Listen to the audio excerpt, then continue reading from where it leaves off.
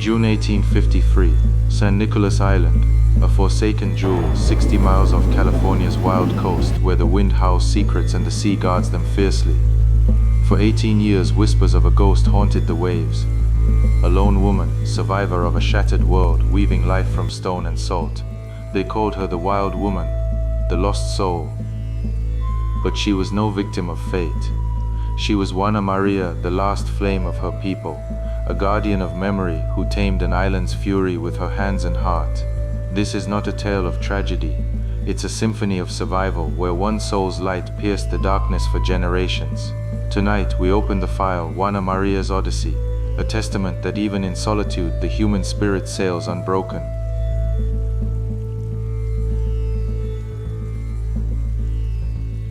Dawn of the 19th century, San Nicolas Island, home to the Nicoleño, a resilient people who danced with the ocean for 8,000 years. They were masters of the tide, hunters of seals and otters, weavers of kelp into homes, singers of songs that echoed the wind's wild song. Born around 1800 into this harmony, Juana Maria, her true name lost to time, knew a world of kin and kelp forests, but shadows gathered. Russian otter hunters in 1811 slaughtered many, their harpoons carving grief into the tribe's heart. By 1835, only a handful remained, their numbers dwindling like embers in the rain. Then came the rescue, a ship named Pio Esnada, better than nothing, dispatched by Santa Barbara missionaries. As the last Nicoleños boarded, a storm of love held Juana Maria back. Her child, some say a young son, others a baby, lagged behind. She leapt into the surf, racing over rocks and ravines, a mother's fury outpacing the waves. The ship sailed on, stranding her, not in despair but in devotion. In that leap she chose legacy over loss, a spark that would burn for decades. Alone but never defeated. For 18 years, through gales that clawed the cliffs and droughts that parched the earth, Juana Maria forged a life from the island's raw gifts. No steel blades, no woven cloth.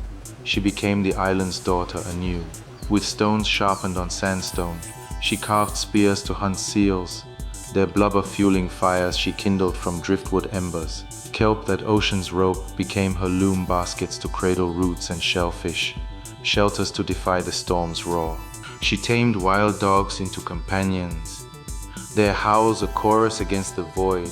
Legends whisper of her song, a haunting melody captured later on wax. Words of contentment, of days claimed from the wild. Recent discoveries, oral tales from Chumash elders, reveal a deeper truth. She wasn't utterly alone. Her son grew with her, until a shark's shadow claimed him in manhood. Only then, her vigil complete, did she signal the horizon. In this forge of solitude, Juana Maria didn't just survive. She sovereignly reigned, her ingenuity a bridge between worlds. By the 1850s, her myth rippled to Santa Barbara shores. Sailors spun yarns of smoke signals, of a spectral figure dancing in the dunes. Missionaries offered bounties, but the sea guarded its secret. Enter Captain George Nidever, otter hunter turned seeker of souls. In June 1853, his crew, 4 mission Indians, an Irishman and a resolve like iron, landed for seals. Days blurred into a month of fruitless hunts, until signs appeared. Fresh footprints in the sand, a woven mat fluttering like a flag of truce. On the eve of departure, she emerged, not as a wild apparition, but a woman of quiet command. Medium height, robust with island strength, her eyes alight with wonder. She approached not in fear but curiosity, touching their faces, tasting their beads. Nidever's men, awed, offered gifts. She in turn shared her kelp-woven world. With gentle coaxing, she boarded the brig, her gaze lingering on the receding cliffs, not farewell, but a chapter's close. In that crossing, isolation yielded to alliance, her spirit undimmed. Santa Barbara, 1853. A whirlwind of wood smoke and wonder. Horses, those thunder-hoofed giants, filled her with ecstatic laughter. European apples, a symphony on her tongue. She marveled at iron pots, at cloth softer than seal skin, her hands tracing the unfamiliar like a child's first map. Nidever's family welcomed her as kin, and she wove baskets that became treasures, her skills a bridge across cultures. Yet the mainland's gifts carried hidden thorns.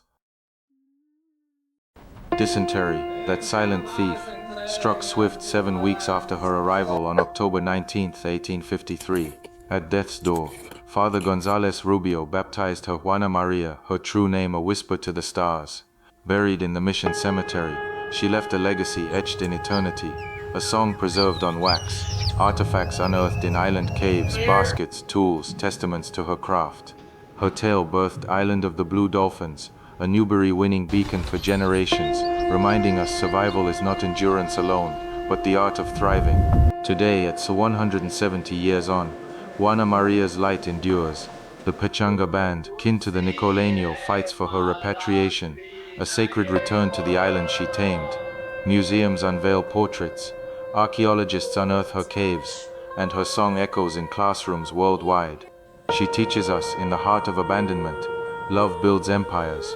When worlds fracture, weave anew, and in solitude's forge, legends are born. What island will you claim in your own storm? Juana Maria's Odyssey whispers, the sea may take, but the spirit gives back tenfold. Juana Maria's saga is a lighthouse. In the gales of loss, one heart can illuminate the ages. Share below what's your story of unbreakable will.